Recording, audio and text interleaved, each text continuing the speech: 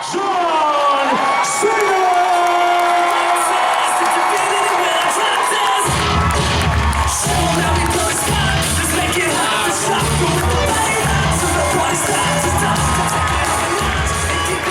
Can you hear me? All right, can you hear me?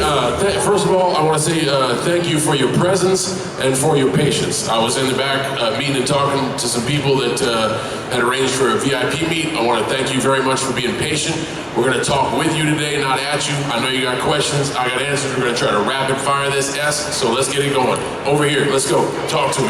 What has been your toughest rivalry up to date? Toughest rivalry up to date?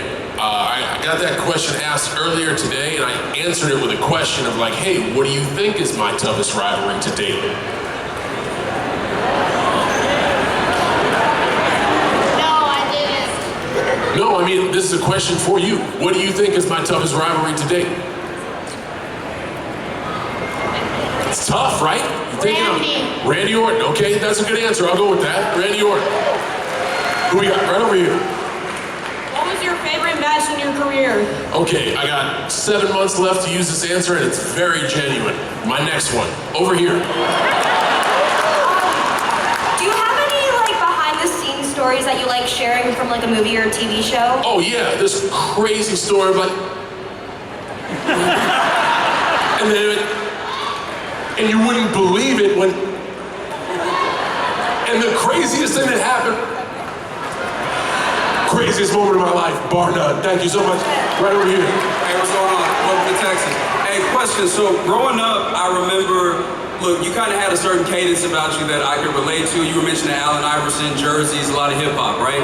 That a lot of the black people, they're mailing it without up to 11. So here's my question. It seemed like I saw a clip where you were mentioning you like Rod Digger and cannabis and all this stuff, and you seemed to talk like you had been to a lot of cookouts. So I wanted to know, I'm just being real with you. So I want to know, when were you around a lot of black folk, man? Because there's a way you talk that just seemed organic and not gimmicky, and I was wanting to know where it was around. And that's a weird question, but I'm just being real with you. Like snap judgment is a great thing, right? We're all human beings, we all have it. So you can't look at someone and not project a judgment of who you think they are. Yeah. I grew up in a town called West Newbury, Massachusetts that had 1,200 people and was 99.9% repeating white. So growing up, I did not have a lot of diversity. Yeah. When did I start to get exposed to diversity in my life? I was lucky enough to go to dormitory school out in Western Massachusetts called Cushing Academy. Only 450 students. My roommate TJ Norris was from Compton. Kid on the second floor of Alumni Hall, Josh Lobo, was from New York. So I got exposed to a lot of diversity and a lot of culture through that. And ever since I was like 15, 16, instead of having to fight uphill about like, yo, I listen to hip hop and everybody in West Newbury being like, that's not what we listen to. I walked into a safe space where we would have battles about like, yo, who's better, Tribe Called Quest or Snoop? So right around a very important time in my life where you're developing as an adolescent, about 15 years old is when I got exposed to more culture. That's what's up. Great question. Right over here. We're working now. All right, here we go. Hi, John. I don't know if you remember me at the Planet Hollywood in New York City. You walked right by a U.S. soldier and you noticed how disappointed he was when you walked right by, he was trying to get your autograph. You actually turned around and you made sure that he was the very first one. And later on, you took a picture with that soldier. I have that picture with me right now after 20 years. Can you please sign this? Yeah, sure, no problem. Guys, I'm not gonna do this for everybody, but this is a 20-year story. I think it deserves at least 4-letter signature, so.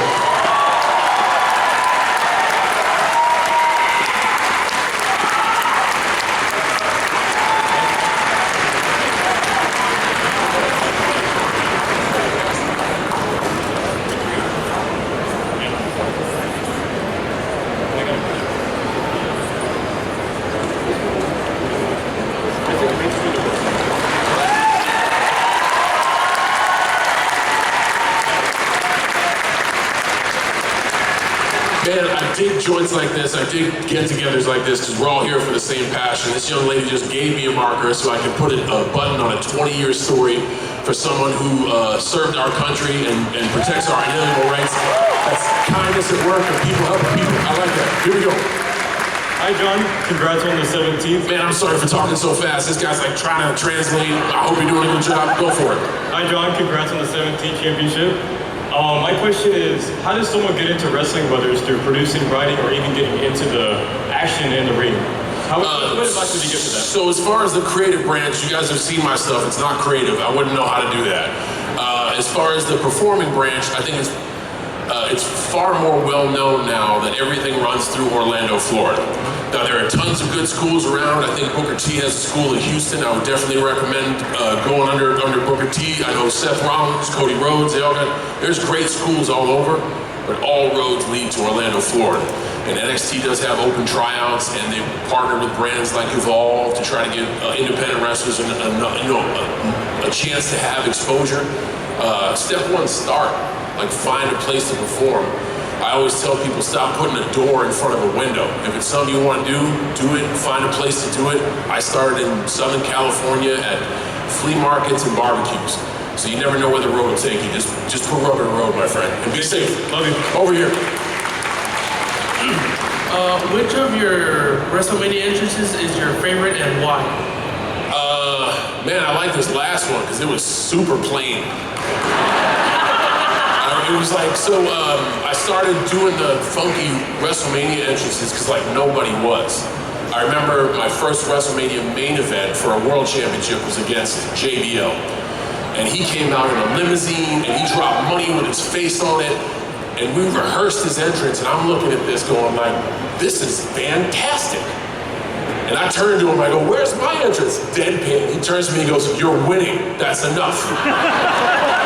But I really liked the spectacle he made of the entrance. So I was like, man, if nobody's doing special stuff, that's WrestleMania. That's an event that is a big ask for you as a fan. I wanted to make it special and unique.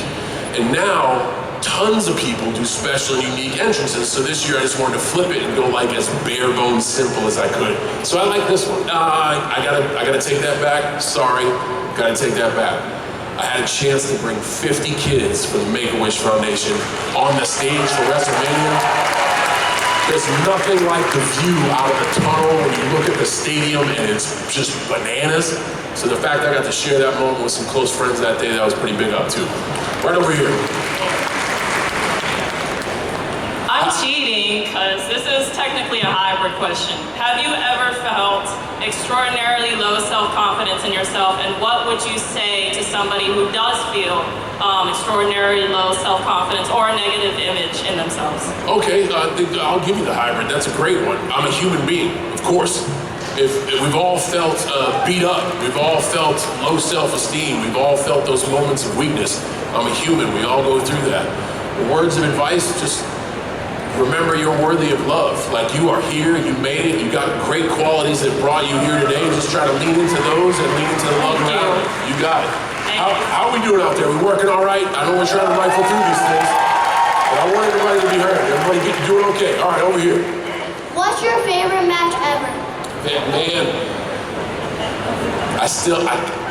I want to give you like a legit answer about like this time I wrestled this guy and this was my favorite. I got a lot of those, but I'm still in the game. I'm still in the game, little homie. I'm not retiring until December. So I'm looking forward to Money in the Bank. My next one is always my favorite one. Yep. So I'm honored and I'm from here. Congratulations on You're from the convention center? Yeah, I know they got couches. I didn't see a bed anywhere, but cool, right on. Yeah. So how do you feel? How do you feel on being like 17 title? Like, gosh. That's a great question because my answer is I don't know yet. Okay. I think years later you and I will be able to revisit this and I'll have a better answer. Right now I don't know. Okay, thank you. Thank you so much. Right on. Yep. Hey, John Cena, thanks for making my son's birthday come true. You're epic. What makes you a beast? Your perspective, sir. Thank you very much. We got a referee in the house. Was that against the rules or am I good? That's all right? What's up, John Cena? Big time fan. I'm here representing as a ref. I'm a real ref. I ref at NTW. It's a North Texas Wrestling. Right on. I am trying to be a ref. So, but my question is for Peacemaker, actually. Sure. So, the end, I hope I'm not spoiling for anybody, but at the very end, when you come out, you see all the DC people. Yes. Did you pop any of them when you told Jason Momoa to go, freak? Did you? I can't really say the words as kids here, but so we're dancing around a lot of stuff here. Peacemaker is an adult show, and our audience is. Can I go ahead and say what you said? Hell no, you can't. Oh, You got kids in the crowd. That's why I asked. You know what I'm talking about, then? Yeah, of course. When I went to Aquaman, it said, "Go coitus a fish." Yes, okay. That's the language we use here to get that point across. That makes the point across. How many takes did it take? Honestly, it was like 4:30 in the morning, so we only did it a few times, but it was funny every time. I saw everybody pop, so that's why I asked. No, thank you so much. I appreciate it. Thanks for being Be safe out there too. All right, who else we got? As John Cena, the wrestler. Is that me or is that not me? I don't know. That's complicated. That's a complex question. Continue. In your opinion, what is the hardest part about being a professional wrestler? The fact that someday it has to go away, and someday it has to end. Because, gosh, it is the coolest, man. It is just the coolest. But I think someday you got to close that book. I am currently training to be a wrestler right now. You are? Well, a kid's training camp. Okay, that's fantastic. Just be safe, all right? All right, calculated risk. All right, here we go. Hi, John. My name's Jennifer. Hi. As a 20-plus year veteran, I know this final run, you've been talking about how you want to ruin wrestling in this final run. And as somebody you're my favorite wrestler since I was like 8 years old, that hurts and that stinks. So my question is that really how you want your last run, like what your legacy to be like? So I don't want to lean into stuff that's currently on television because I think we got an exciting program, and I don't want to lean into any spoilers. What I will do, I don't want to dodge the question either. What I will do is reinforce the fact of for 23 years I have left everything I have out on that canvas for all you guys. That's exactly what I'm going to do until December. So you'll get my best, I promise you that. Over here. Hello, Mr. Cena. Yes. My question is, what title meant most to you to win? Your first one or your last one? Well, you can't have the last one without the first one, right? So I'd say the first one. Yes, sir. Right on. Okay. Here we go. Give it up for John Cena, everybody. This Oh, right on. Look at that. Welcome to Dallas, Mr. Cena. The audience is great, by the way. They get you guys are very appreciative. He's like, give it up for John Cena. You guys gave me the golf clap thing.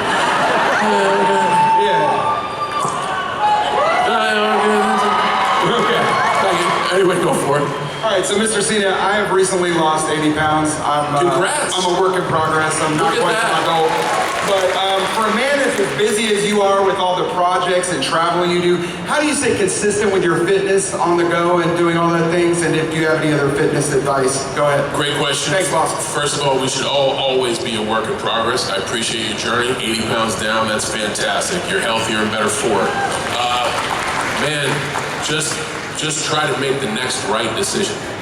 If you're on the go and you can grab a food that's calorie dense, or you can grab a food that is less calorie dense, just try to make the next right choice. That's all. Thanks, boss. You got it. Over here. So do you think after you retire, do you think you'll still come back to say hi or something? Oh my goodness, of course I will.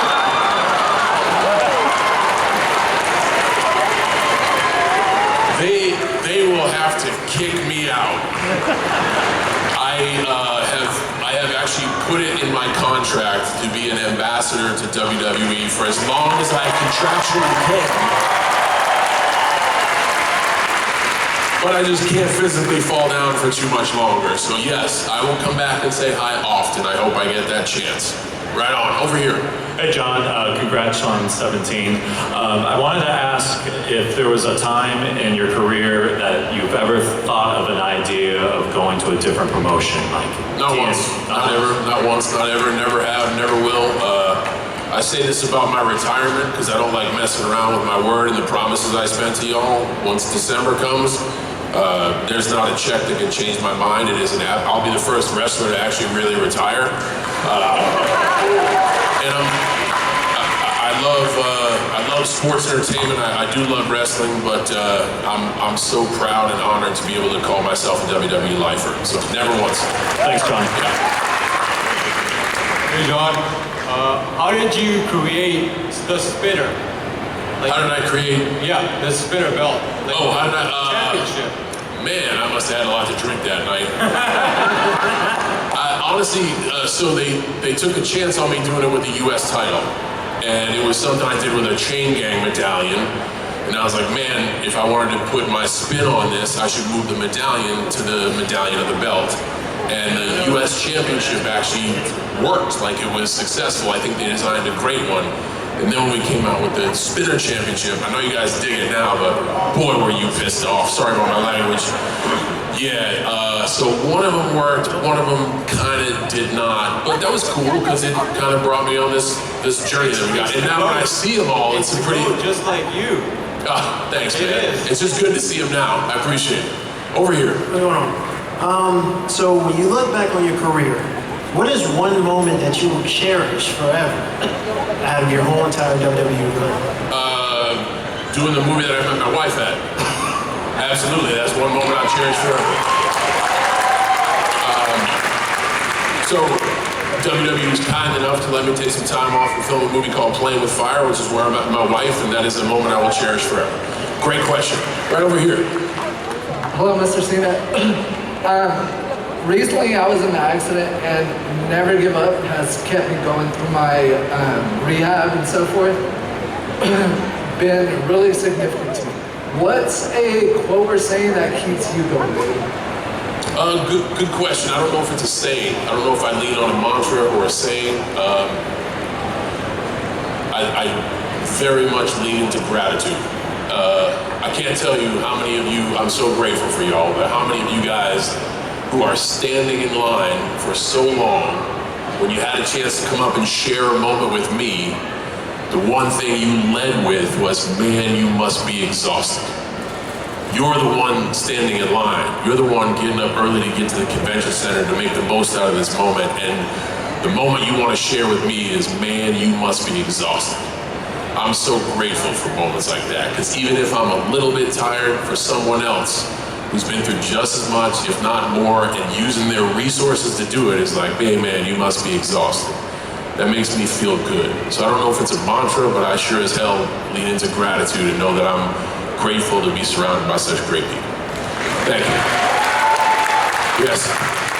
Hi, John. You might not remember this with all the acting gigs you've done lately, but do you remember being in the Fred movies? Yeah, sure. I'm Fred's dad.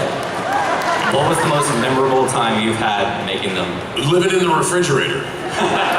Because there were such low-budget movies, they literally just got an old refrigerator, and that smelled like an old refrigerator. And I had to like close the door and stay in there and come out, and it was like in a junkyard. I remember the smell and the yellow paint on the fridge like it was yesterday. Yes, absolutely. Over here. John, thank you so much for being here, and I just have to say thank you so much.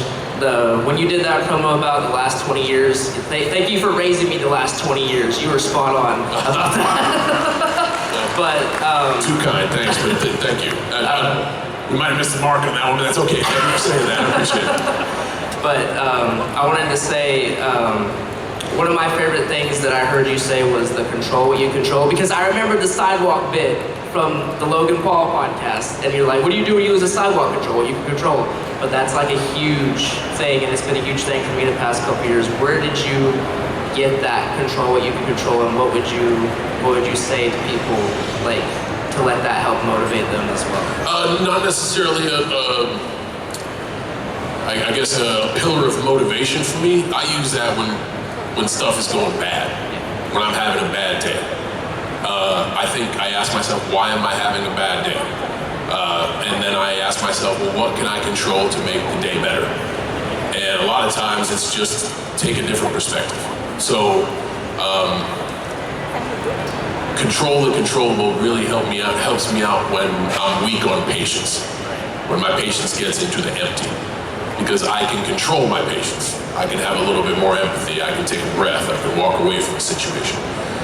That for me is really a crutch. It really comes in handy when I'm thin on patience. Yeah, over here. In your opinion, what do you like doing more, wrestling or acting? That's a great question. What would you think? Acting, because in wrestling you get hurt. Ooh, wow. You know, acting, they hurt your feelings a lot too, though. I don't know if you've seen some of my stuff or read the reviews. They will hurt your feelings. To be quite honest, and this is not a knock, I don't think this is going to lose me any movie jobs because I do give my all to every opportunity I have. Just like we're here today, I'm trying to answer all your questions. I love wrestling so much more. So much more. There's no denying the magic in an arena for a live WWE broadcast. I love wrestling so much more, and I'm fine saying that. If that knocks me out of the movie business, I'll be accountable for saying that, but that's a great question. Who we got? Hi, John. One of my favorite actors of all time, Val Kilmer, said that when he was filming Batman Forever, Warren Buffett's kids came and wanted to meet him, and he was like, oh, I think they just wanted to meet Batman, so I was like, should I pose? Should I strut? And I think you have an even more interesting equation because you are an actor named John Cena who plays a wrestler named John Cena. I know who I am. I'm a dude dressed as a dude playing another dude. So, what are the similarities and differences between the man John Cena and the wrestler John Cena? I think the similarities are we look exactly the same. We have the exact same name.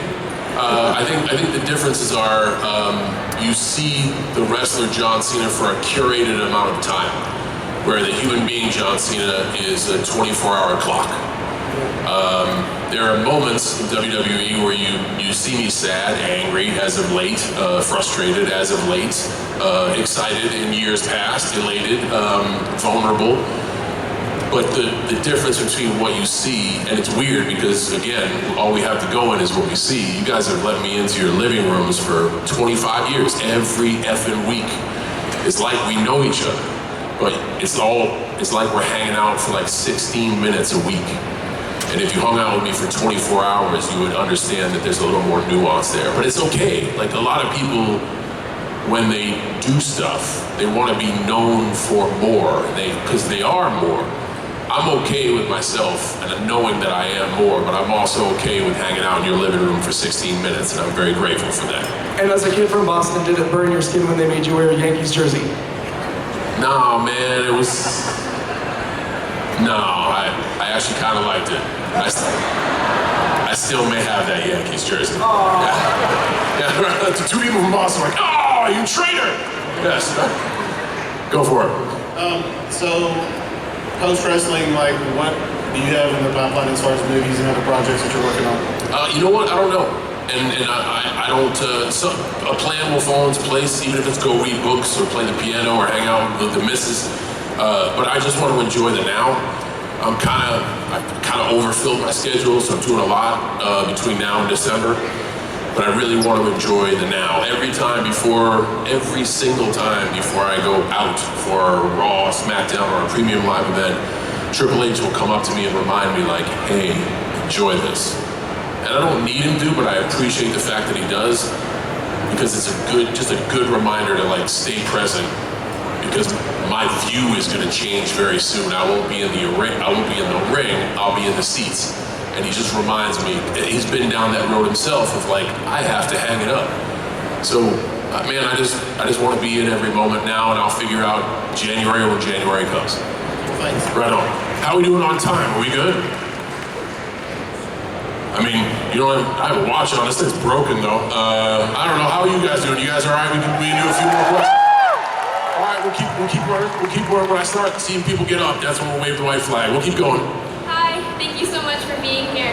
I was wondering just your personal opinion, if the Jake Paul versus Mike Tyson match was like real or not.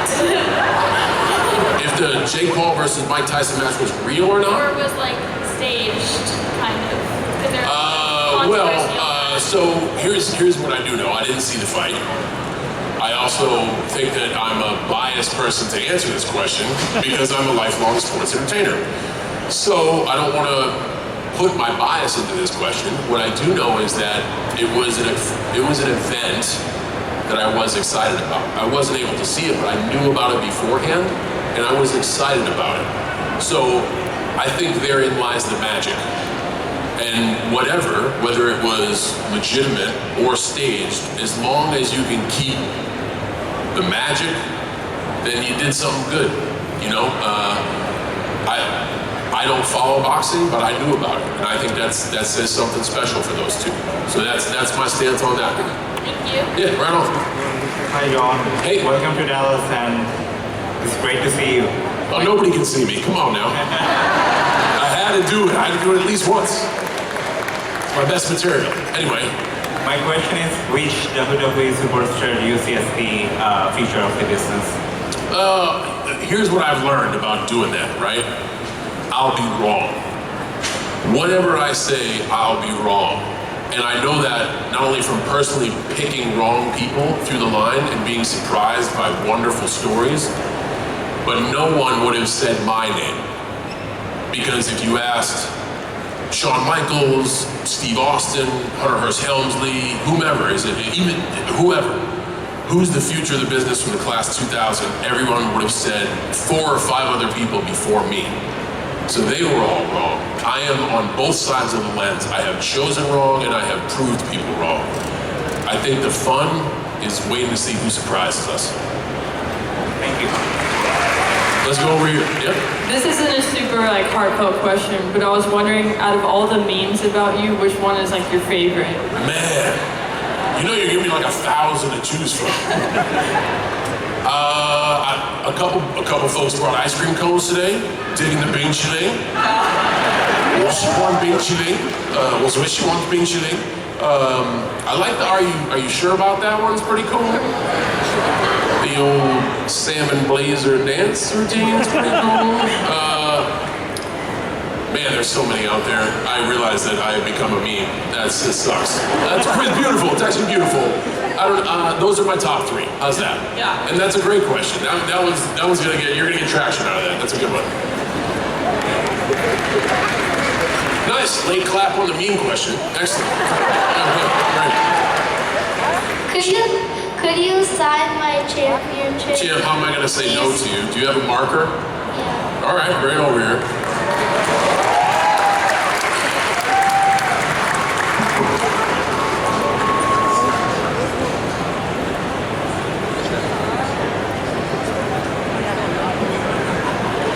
Gutsy, I like the courage. All right, let's go. John, yep. So obviously wrestlers are on the road a lot. Do you have a favorite partner that you were on the road with? Do I have a favorite partner? Oh yeah, my wife. No, for real, man. Yeah, so here's the thing, and I'll lean it that's the obvious low-hanging fruit, but I'm gonna lean into that answer, right? I met my wife 6 years ago. We've been married for 5 years. She's an engineer. She's the brains of the family. She can do some complicated things with her mind that I don't get. She has to talk to me in caveman speak. But she didn't know anything about wrestling. Nothing. She knew me from the movie Sisters. She knew me as Pazuzu. She went on a date with Pazuzu. But she didn't know anything about wrestling. And I didn't want to hide that part of my life. Because for so long, quite honestly, I kept that as a safe space for me to go when everything else went wrong. So when we started getting serious, I said, yo, you are coming to the shows. And I want you to travel. And I want you to do, she was on Summer of Cena, so she got to do a real loop of Friday, Saturday, Sunday live event, Monday television, fly home. So she got worn out by the travel. She's been in the room writing promos and hearing how match goes together. And she's always ringside, so she gets to see how the sauce is made and then go out and see the execution. And because she's my favorite partner now, if she isn't there for a show, and I can say, oh man, we spent all day writing this thing and it sucked, she knows what that feels like. Or if it's hey, I took this bump and this was kind of janky, she's taking bumps in the ring, and she knows what that feels like. So she's my favorite partner because if I'm having a good or bad day, I now have the empathy of the person I love the most to be I understand that. because you brought me into your world. That's why she's my favorite road partner.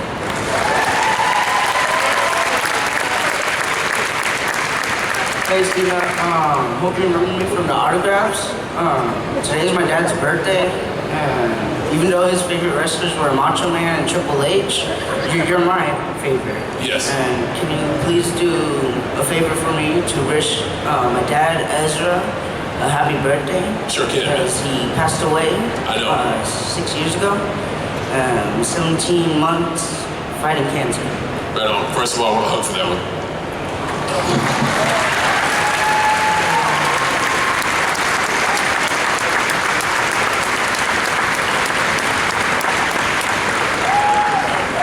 I'm gonna wish the happiest birthday to Erza. He would be so very proud to see you, for the courage, bringing your family here, sharing your story with somebody you just met. Man, I totally respect that. I'm wishing a happy birthday to Erza. Thank you. Right over here. Hello, John. Nice to see you. I have a question, and if it's too hard, like, you don't have to answer it. What is your favorite Star Wars movie? If it's too tough again, you don't have to answer. Tough room, dog. tough room. Man. Yikes. I don't think there's a right answer. I think I'm gonna get bum rushed by everybody. So I will say I have wonderful moments from Star Wars. One of my favorites, one of my most impactful Star Wars moments is actually from episode 1. That one I'm gonna keep with me. I'm not gonna let you know, but it's a very impactful one. What I love about the Star Wars movies is it truly is like Campbell's A Hero's Journey. It really, they do a great job with storytelling. Actually, because of that, I would like to say Empire Strikes Back. I think everyone in this room will probably have their opinion and give their answer of why.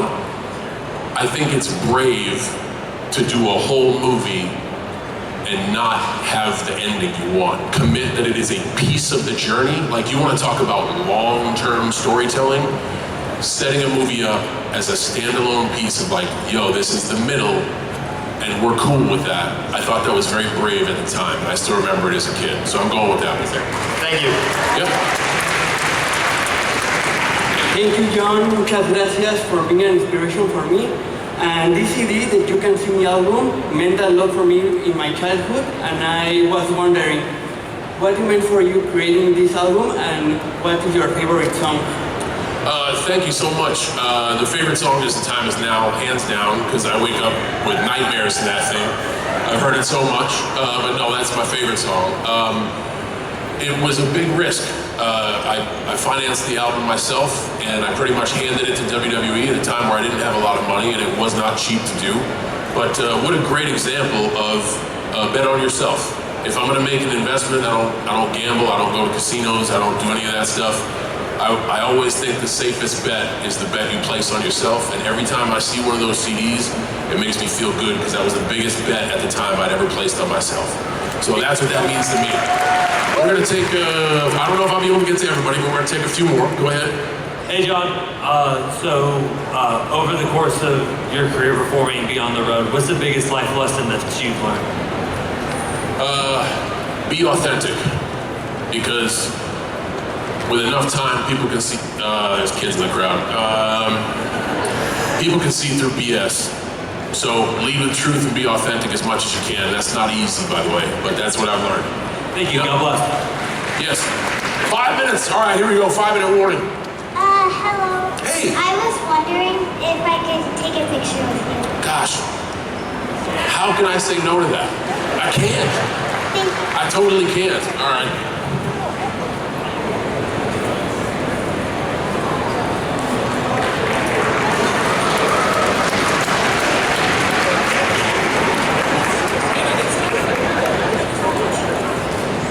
So, very cool, thank you for this, I don't want to lose it.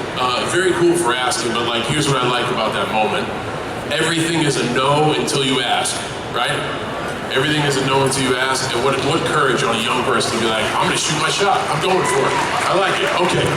Hey John, I just want to have one question. For WrestleMania 23, I know you're a big car guy. Yeah. How did you feel behind the wheel of that Mustang, and did you keep it? After a car would have poor Carfax and go through an accident like the window at WrestleMania, I wouldn't splurge on that, but it was really cool to be able to drive like a Rent-A-Racer, a Hertz Rent-A-Racer Mustang in Detroit. I thought that was really cool. Those cars were fun. I did have a lot of fun in the car before I returned it. And I did not keep it, but I did very much thoroughly enjoy it. Thank you. Thank you. Hey John, you and Randy, I mean, pretty much just, made us grow up loving wrestling and everything. When I went to Backlash, I saw you get emotional. What does Randy and the rivalry and y'all's chemistry mean to you? Okay, that's a tough question because again, I don't want to spoil a good TV show. I think you guys as an audience got to see that play out in real time. And I look forward to every episode we have until December. Hopefully we can revisit that question in January. I'd love to do that, but I don't want to spoil the show for nobody. Thanks, Sean. Yeah. Hello, Mr. Cena. Hey. If there was a musical, what would you part? If there was a musical, what part would I play? No, if there was a John Cena the musical, what would the opening sequence be? What would the opening sequence be? Yes. It would be a song called "Why the F Are You Guys Here" at a John Cena musical. And if you lasted through that, there's something truly wrong. Yes, absolutely, yeah. Hi, from a interview they did a few years ago, you talked about how you like K-pop. Yes. What's your favorite K-pop song? So, man, I gotta say, because I don't want to, again, I gotta speak truthfully and authentically. K-pop is, so J-Hope is my guy, but I don't necessarily like K-pop. I gravitated towards BTS. And honestly, like, it's amazing music. The dance routines are flawless. They look so beautiful. What I loved is people who looked and acted like they had it all, being open with their emotions and telling other people to start practicing self-love. And that hit me at a time in my life where I needed to practice some self-love. So like we hit it off on a personal level. And since then we've connected with each other, we've shot videos, I've seen them, I've never seen one of their shows, but I don't want to speak unauthentically and untruthfully. If I get a chance to listen to music when I'm alone, I rarely listen to music. It is old blues and outlaw country. But what K-pop, what BTS specifically did for me is they found me at a right time in my life to give me hope and inspiration through who they are as people. And that's like, hey, you never know who you can reach. They reached a 48-year-old dude who was struggling with self-worth, and I appreciate him for that. That's a great question. I hope you don't mind the answer. I'm just trying to be truthful. Right on. Okay. Hi, Mr. Cena. Is it true that you ship Baku Deku? Is it true that what? You ship Baku Deku? The rumors? Is it true that what? So sorry. So there's a ship between Bakugo Katsuki and then Izuku Midoriya. Do you ship them? Am I involved in shipping and receiving? Is that what you're asking? I ship out an ass whipping every now and again. That's about what I do. But I also receive those on multiple occasions. Because I couldn't understand half of the vernacular used in that question, I gotta say that's an internet rumor. We're gonna bust that myth right now. All right, we got one more question. All right, final question. Are you ever going to be associated with the MCU? Man, this kid knew he was last. Yikes! You sir just became a man. So, I don't know who goes to these conventions, but if anybody in the MCU is in the room, I hope they heard that question and heard what I heard of like, man, we'd like to see John Cena as a Marvel superhero. Thank you for the applause. I know we all love a good rivalry, right? Here's what I know about comics and superheroes. They run parallel to sports entertainment fans. The fandom and the passion that I see in the superhero universe, whether it's DC or Marvel, reminds me of passionate WWE fans. Here is my vision, here is my hope for the future. Everybody plays nice in the same sandbox. I would love Iron Man to shake hands with Superman. Like, I would love to see all superheroes across all platforms be involved in a universe. So, if that happens and I get my wish as a member of the DC, I would essentially walk into the MCU. I don't write the checks and make the parts, so right now my answer's gotta be no. But I hope there is a world where I see all these passionate people come for comics and superheroes. I hope we can have different debates because it'll just give us more stories to tell and more creativity. And I know I'm gonna get punched in the face by critics for saying this, but my long-term vision is we can tell stories with characters from both sides of the fence. Can't we all just get along and make some good comic books and good stories? And on that note, what a hell of a question to end with. That's my time, folks. Thank you so much. You're my last stop of the day. It's been great.